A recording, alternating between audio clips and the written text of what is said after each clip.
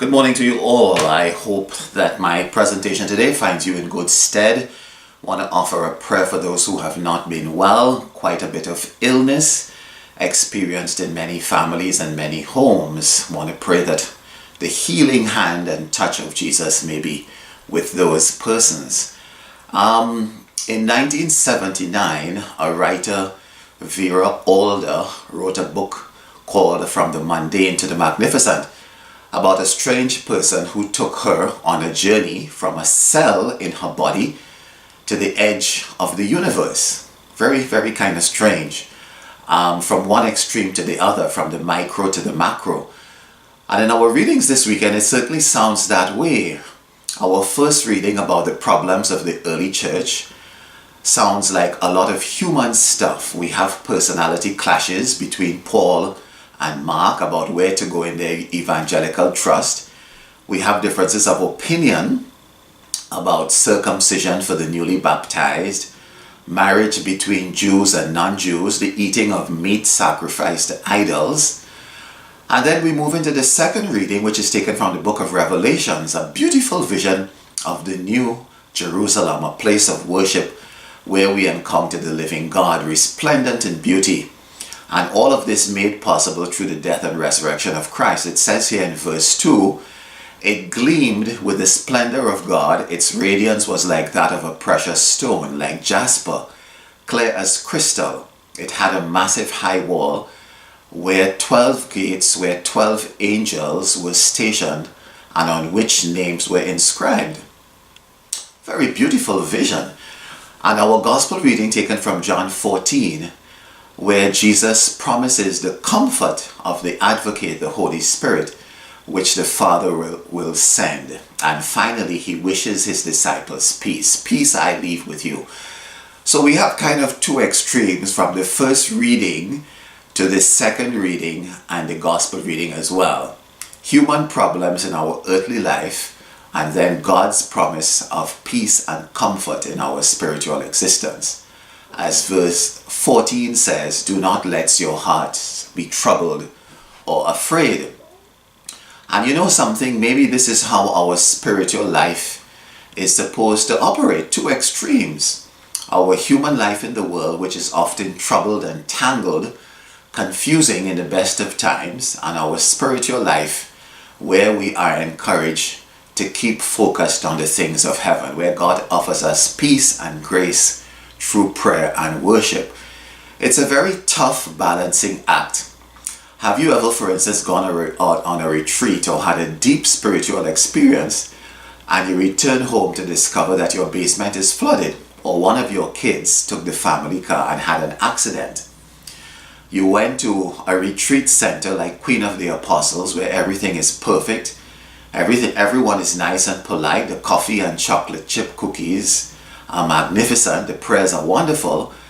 So you're kind of floating on air, and as you drive home on Dundas, some young kid in his Nissan Altima cuts in on you, making you slam on the brakes, and you want to get out of the car at the next light, get that baseball bat that you have in your trunk and rearrange the back of the kid's car a little bit.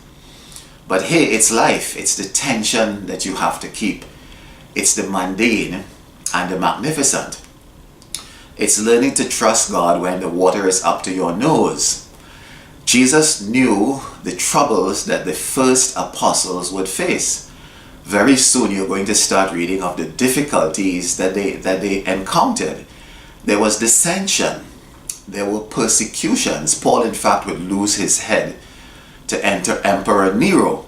There were class distinctions in some of these churches, false teachings that they had to deal with. In fact, some of the problems of the early church sound kind of funny. People were coming to the Eucharistic meal to drink the wine and to get drunk. Paul speaks about it in Galatians. They faced great trials and temptations. And I will tell you this, so will we. Sometimes just getting up in the morning is overwhelming. A friend of mine, his mother passed last October, then his father passed last month, and then subsequent to that he had a diagnosis of stomach cancer.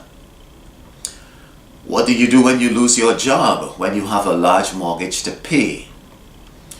What do you do when you have a son or daughter in college and the funds just cannot reach that far? What do you do when your wife of 62 years develops Alzheimer's and falls off the bed and breaks her hip? Or your son, just 37 with 2 young kids, married just 8 years, gets into an accident and is paralyzed from the waist down? That's the mundane part. That's the difficulty part. The magnificent part is believing and trusting. Believing that no matter what, God will bring you through. No matter what, He will take care of you. No matter what happens, His promises will be kept. And that's why He says here, do not let your hearts be troubled or afraid. And God is not saying that, Jesus is not saying that because it's a nice thing to say, or it sounds good, or it's the proper thing to do, or it's civilized. He is saying that because God is always faithful to us and lives up to His promises. When you go to the cash register at Sobeys and the girl tells you to have a nice day, she's only saying that because it's part of her training.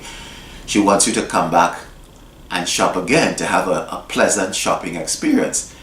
But when Jesus says, do not let your hearts be troubled or afraid, He knew that sometimes we get ourselves into a hot pickle. And that's the nature of life. Life can be unbearable and overwhelming.